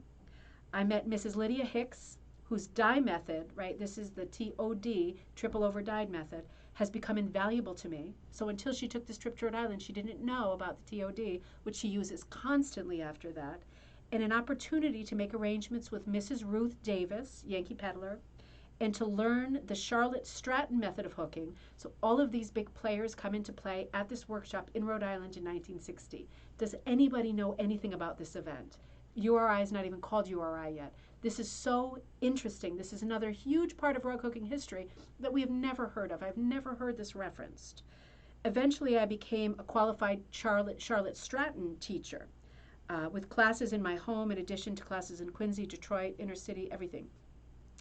So that part I somehow missed before. But thanks, Patricia. So interesting. All of these leads, for people who are from Rhode Island, from Michigan, from different places, if you heard a name in this episode that you think, I feel like I've heard that before, I know a family by that name, get researching and let's work together to figure out all the mysteries. I feel that this book is a form of Rosetta Stone that can tie us to a lot of things. Again, very small book, very small scope, very few copies. If there's anything in this book that you want me to photocopy or read or send out or put on Facebook or whatever, just let me know. If something struck you and you think that rang a bell, remind me, just write me a message at ribboncandyhooking.com, because I want to help get you the information in this book. If it's inspiring you or giving you ideas or making connections, if you're doing any kind of short circuiting in your head going, wait a minute, that's what we need, right? Because this book is full of leads. Let me show you for a couple minutes the rest of the, oh, thanks, Mom. Let me show you a few more of the patterns and then I'm going to sign off. This is called the Old Indian Trail. The tree is authentic. It was put together. This is, again, Brucella Kaiser. The tree was put together by the Indians, Native Americans, and is still alive. So this is an original drawing called the Old Indian Trail by Brucella Kaiser, Kaiser. And again, her husband was the rug hooking teacher at the Greenfield Museum before it was the Henry Ford Museum, if anybody can make any connections with that. This is another Louise Zeiser design, an heirloom design called Baghdad, a very unusual Oriental design. It is difficult to describe all the colors and all the values. It was hooked by Rita Sebald. Right, very popular in this period. I'm going to say now 60s, 70s rather than 50s, 60s. I'm going to definitely say 60s, 70s. These browns, we're seeing the Brady Bunch palette kick in a lot of these ethnic style rugs. Whistle Stop, another heirloom design, a pictorial hooked by Nancy Brooks of Clawson, Michigan, in the Todd formula, the triple over dyed. This little one here, let me see if I can bring that to you. Not good colors at all, but I wonder if you can see Whistle Stop at all. I don't feel like this book has grayed out or browned out over time. I feel like the pictures are not great because of the photography at this time. So she's showing you all kinds. Colonial house pattern, another heirloom design. So I think these are all heirloom designs here. I absolutely love the colonial house here with the little dog out front. It's a big dog. It is absolutely beautiful. Does URI have an archive in the library? Judy, I didn't even know you were on. So happy to see you. I'm going to find that out because my dad went to URI, so it's like close to my heart. And I love North Kingston, so that's something I can find out. My niece goes there now. That's a to be continued. That needs some serious research. Judy, I know how good you are at researching too. I know from your books how good you are. That bears a to be continued for sure, because that is like the Woodstock of rug hookers, right? I mean, those names that I rattled off who are all at that one event, that's a big deal. I feel like we should know of that event as rug hookers and people who enjoy the history of rug hooking. We should know of that event, and I've never heard of it before this book. And again, this book is so limited. Not everybody has had the chance to research it, but we have. You and I have. We can run with this as far as we want to run. So I'm going to hit as many angles as I can. Kira, if we're going to go to Newport, I might as well stop off at North Kingston, which is like 10 minutes away. And maybe we do some research together there, see what we can find out. But this book really is amazing. The Old Moscow Mill, that's Moscow, Michigan. This was, again, Brucella Kaiser. Beautiful image here. All of Brucella's patterns seem to be originals. And, I don't know. I don't know. Henry Ford Museum, more research there. That's a bit further for me. But, I would like to know how they were producing these patterns and in what numbers they were producing these patterns. Because obviously Brucella and her husband had a big stake in rug hooking at that museum. And like Pearl McGown, we know they were all Pearl McGowns that they had at Ulsterbridge Village. But what was happening at the Henry Ford Museum? How were they producing those patterns? How many of each? What was the run? Were they kits? Lots of there are more questions than answers, right? But in any case, I hope you enjoyed this episode. I absolutely love this book. It probably shows. I love both of these books, the Helen Talent book and the Pearl McGown book, Dreams Beneath the Design. These are both fantastic. And again, I want to remind you that next week we'll be looking at the Charlotte Stratton book. We'll do this on Monday, and I'm going to talk more about using burlap sacks because I have a pile of them at my feet. We'll do all that stuff on Monday. I hope you enjoyed this episode. I was just very lucky with this, that there were so many great leads. Pat, you did great, because if I hadn't found anything out about Rittemere, which I almost didn't, that would have been like the saving grace, because it was a dead end for a while. All of these little leads that led to other places were exciting, really exciting in putting this episode together. You see why I didn't want to just sort of blow the whole thing on Wednesday in a half-hour episode. There was way more to say than that. And I wanted to do justice to Helen, because her story is so personal, and her talking so openly about her depression and her life and the hardships and her physical problems, her emotional problems, and how she really forced a square peg into a circle hole and made rug hooking the thing that was going to save her. In that moment that she describes, seeing a hooked rug for the first time and getting down on the floor and crying because she just realizes that this is it. There are hardly any of those moments in life, and it's just so nice that she put this down in writing and she can share it with us, because whether you have had that exact feeling or not, you know what that feels like, to have that overwhelming kind of wave wash over you of purpose and meaning, and how special that must have been. And I think she did such a good job in this book of articulating that. Because there's no publisher, I can't tell you anything else about it other than tell you the name of the book and show it to you. So I hope that if you are in love with the book, that you are also able to find it. Cheers, my dears, everybody. I will be back with you on Monday. Have a great weekend. Remember, there's all kinds of stuff in my shop. I've been busy since I've been back. I've been getting orders out like crazy. Joss's little orders are going to go up. Everything's going to go up. So look out for the new classes that are up. The Van Gogh class is up too. All kinds of stuff coming and going. And have a great weekend. I will see you on Monday at coffee time, and we will talk about Charlotte Stratton, and we will talk about actual feed sacks and working with those, like for reals now, like us. See you then.